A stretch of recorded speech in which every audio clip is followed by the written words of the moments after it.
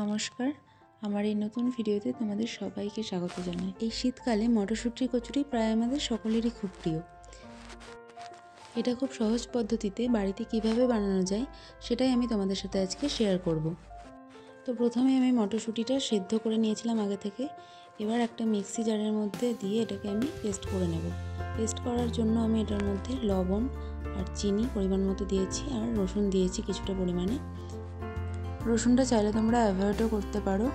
তো এবার পুরটা রেডি করার জন্য কড়াইয়ে তেল গরম করে তার মধ্যে এই পুরটা দিয়ে আর একটু লঙ্কার বাটা দিয়ে আমি এটাকে ভালোভাবে নাড়াচাড়া করে নেব যতক্ষণ না শুকিয়ে আসছে জিনিসটা। কিছুক্ষণ নাড়াচাড়া করার পর এর মধ্যে 1 চামচ পরিমাণে ময়দা দিয়ে দেবো বাইন্ডিংয়ের জন্য। এরপর শুকিয়ে এলে পুরটাকে নামিয়ে আমি রেখে দেবো। এরপর একটা বাটিতে পরিমাণ মতো সাদা ময়দা নিয়ে নেব। তার মধ্যে একটু অল্প করে চিনি আর লবণ অ্যাড করে ময়ামের জন্য 1 হাতা মতো তেল দিয়ে দেবো। দিয়ে এটাকে ভালোভাবে গোটাটাকে মিশিয়ে নিতে হবে। ভালোভাবে মেশানো হয়ে গেলে সব কিছু এরপরে অল্প অল্প জল দিয়ে এটাকে মেখে নেব। মাখা হয়ে গেছে, এবার আমি এটাকে কিছুক্ষণের জন্য রেস্টে রেখে দেবো।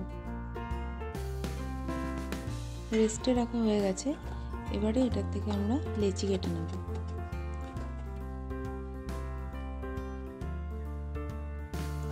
এরপরে লেচিগুলোর মধ্যে পুর ভরে এক এক করে বেলে নেব।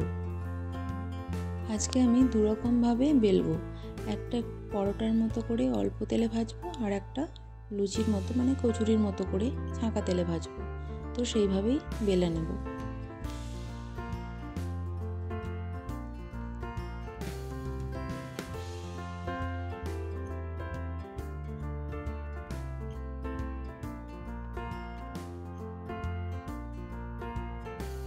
প্রথমে আমি পরোটার মতো করে ভাজার জন্য একটু বড় শেপ করে বেলে নেব, যেমন আমরা পরোটা বেলি সেরকমভাবে। এরপর যেমন আমরা পরোটা ভাজি সেভাবেই অল্প তেলে আমরা এগুলোকে ভেজে নেব।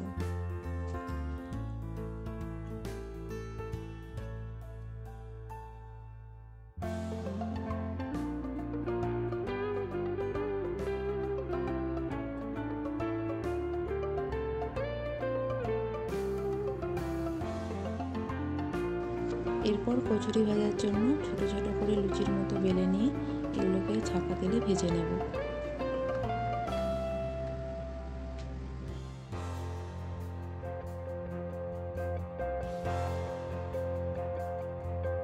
তোমরা সবাই অবশ্যই বাড়িতে একবার ট্রাই করে দেখো আর কমেন্টে জানিও কেমন হয়েছে।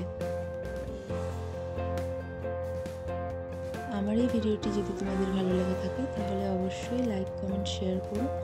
আর এরকমই আরও নতুন নতুন ভিডিও দেখার জন্য চ্যানেলটিকে সাবস্ক্রাইব করে দিও। Thank you for watching.